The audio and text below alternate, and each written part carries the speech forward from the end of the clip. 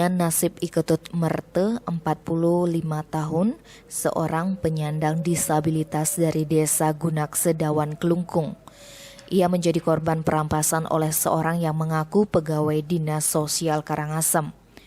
Kapolsek Dawan AKP Idayu Kalpikasari menyampaikan bahwa berdasarkan keterangan korban, dugaan perampasan terjadi Senin 14 Juni sore di warung milik korban di Jalan Kusanegara 88 wilayah Desa Gunakse.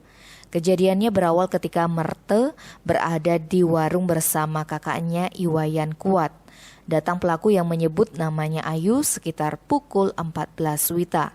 Sekitar 15 menit di warung, perempuan tersebut pamit dengan alasan akan bekerja.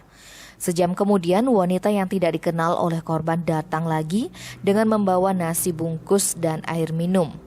Pelaku sempat memberikan korban jimat agar bisa tidur nyenyak.